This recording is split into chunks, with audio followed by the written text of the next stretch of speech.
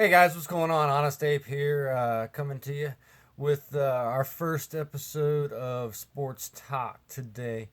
And what I wanted to do with this series is just highlight some of the things that are going on in the world of sports. And so, first, I want to say congratulations to Alabama and Georgia on making the national championship. If you guys missed those games, they were fabulous games. Obviously, the Rose Bowl was an amazing finish. Good job to the Bulldogs for pulling that out. And the Alabama game was very interesting as well, but Alabama had that well in hand after the two defensive stops there towards the end of the game and won that handily. But what I want to talk about today in our first episode is back in November, the Tennessee Volunteers fired their coach, Butch Jones.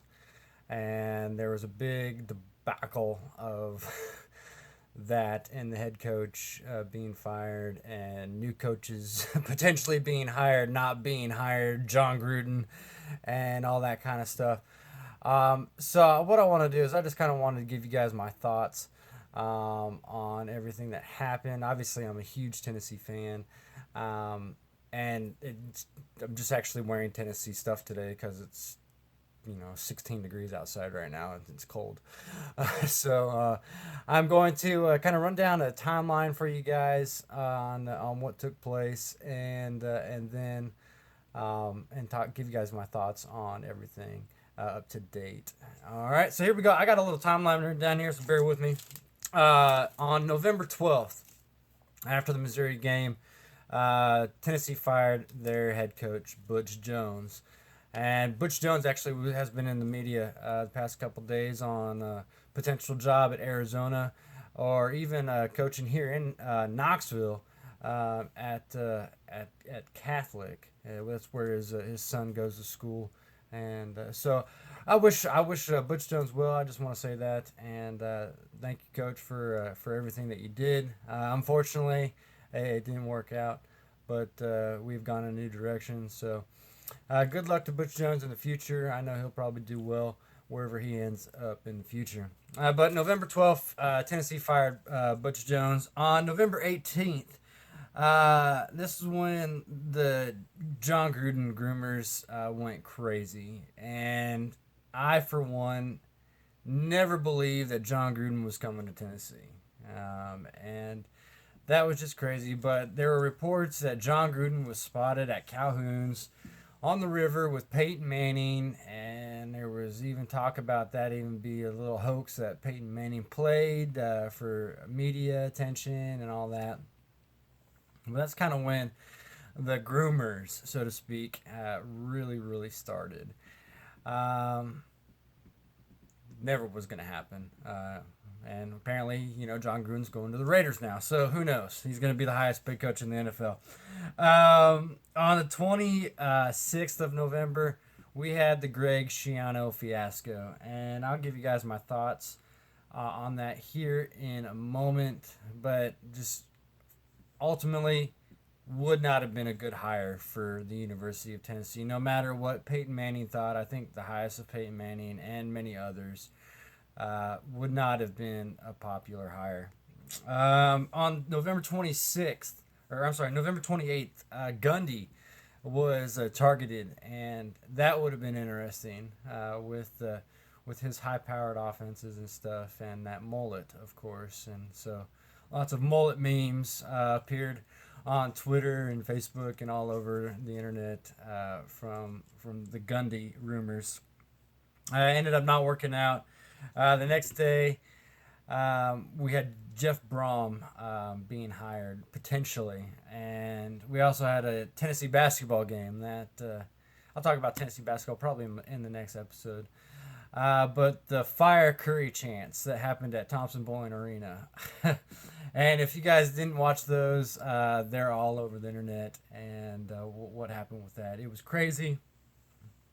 And of course, fate was in store for John Currie, and he was eventually fired. But November 30th, Doeren was offered the head coaching job and declined. And then on December 1st, John Currie was suspended, and is in the process still of being fired at the moment. And Philip Fulmer took over as athletic director, and he promised a fast and effective coaching search and hire. And so a lot of things, basically the search restarted over there at the beginning of December, with Philip Fulmer at the helm, and it didn't take him long, so to speak. But a lot of good hopefully will come out of Philip Fulmer being the AD at the University of Tennessee, and I look forward to seeing what he's going to do, not just in football, but across the spectrum of UT sports, bringing UT sports back to prominence within the Southeastern Conference. I think it's going to be a good thing. December 4th, Les Miles was the prime target. A lot of people wanted Les Miles to come. Of course, the Mad Hatter down at LSU was an amazing coach. You know, and I think he would have been a great hire. I think he would have brought in even potentially T. Martin. I know that went around a lot. Was Les Miles coming and coaching, and then bringing on T as kind of like an assistant coach, head coach in training. And I still wish the best for T. Martin. The national championship. Hey, you know, it was only like 20 years ago. But T. Martin is a great coach. He's doing great things out at USC, and obviously they won their bowl game this year. And so he's doing a great job. He's going to be a great head coach in the future. It's a shame that we couldn't snag him while we had the chance to bring him on board. On December 5th, that phone call between Philip Fulmer and T. Martin actually occurred. And from sources and contacts that I personally have, and messages through Twitter to certain individuals at Sports Animal, WNML, I was able to, get in contact through messaging and communicating with them about a lot of the search, and basically there was a talk about the Haslams being involved in the search, and I don't know if that's true. Personally, I don't know 100%, but from one of my sources that I got through a message over Twitter, said that yes, up until Philip Fulmer was hired and assigned the athletic director job, the Haslams were heavily involved, and obviously we see what that has gotten us and just what state the Cleveland Browns are in right now. And so good things with Philip Fulmer in charge, and I'm looking forward to that. And then, of course, on the 6th, Jeremy Pruitt was offered the job late in the evening, and he was actually announced on December 7th, and went right to work right away. And I mean, if you guys watched the game on Monday with his defense, Alabama was stunning, and I look forward to the good old days. I remember back when I was a kid, meeting Al Wilson and some of those guys. I had the opportunity to meet with them, and man, they were huge, they were big, they were nasty, they were mean. And those defenses back in the 90s for Tennessee were great, and I can't wait to see what he's going to do with the defense at Tennessee. And we need help all over the place at Tennessee right now, especially losing some major players over the past 2 seasons, which I think was ultimately Butch Jones' downfall. And he even actually talked about that today in an interview, with just how many concussions they had this past year and how many players were injured. And I mean, yeah, to tell you the truth, that does numbers on how your team plays. I mean, if you only have one scholarship offensive lineman that is healthy by the end of the season, you're not going to have a good offensive line. And there were many other issues as well. And we can get into those maybe further if you guys want to talk about those. But, it ultimately, just snowball effect led to Butch Jones being fired and Jeremy Pruitt now being the head coach at the University of Tennessee. So I mean, I look forward to what Jeremy Pruitt's going to do.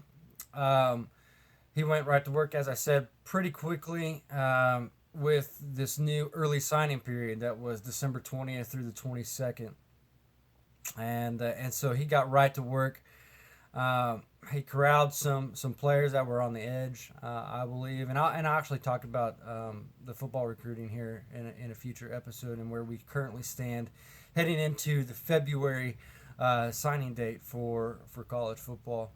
But as it stands right now, we are at 14 signees, and we have 3 commitments, and I'll talk about those further as we head closer to February. But was my thoughts now? Was everything that happened a good thing? Um, yes. As I said, I support Butch Jones and his future wherever he goes. However, I was not a big fan of the hire in the first place. And I'll come out right out and say that. And I even posted that on Facebook, whatever, 5 years ago when he was brought to Knoxville. That I didn't think that he was a good hire, and that he needed to be careful because the SEC is a different ball game than where he was at Cincinnati. Um, and he ultimately it didn't work out, and he ended up getting fired. Um, the Greg Schiano fiasco. A lot's been said, and most of what I'm saying has already been said. If you listen to any sports talk on the radio, obviously coverage was splattered all over ESPN and every other news network across the nation. And I got a lot of questions from friends and even people online about what was going on here in Knoxville with all the craziness, really. Painting rock, unpainting the rock, repainting the rock again. Just crazy coaching search. It has been and was the craziest coaching search to date in any sport. Period. I believe, and you saw that especially with the Greg Schiano fiasco, as everybody kind of called it. My personal thoughts is I don't know if he knew what happened with Sandusky at Penn State. Nobody really knows for sure except for him. And he's the one who's ultimately going to have to answer for that in the end.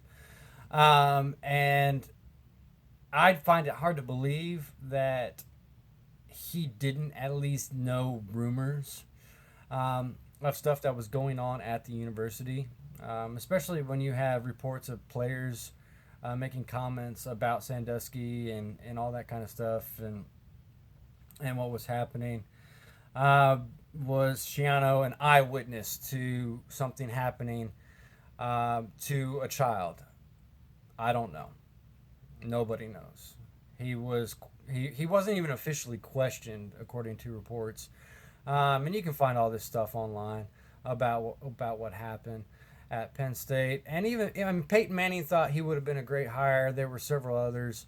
Urban Meyer thinks he'll be a great head coach, but I do believe that there is merit to the fact that nobody else has looked at Greg Schiano to date as a head coach. And I personally believe that's just straight publicity from everything that happened with Sandusky at Penn State. And nobody wants that at their university. And the people in Tennessee, even our politicians and everything, stood up, took a stand, and said, no, we're not going to have that here. And we just don't want to be associated with it. And so that fell apart rather quickly.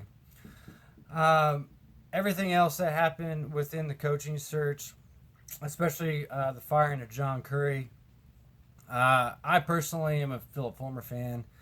I thought he should have been hired as the AD over Currie in the first place. Did Philip Fulmer play a role in getting John Currie fired?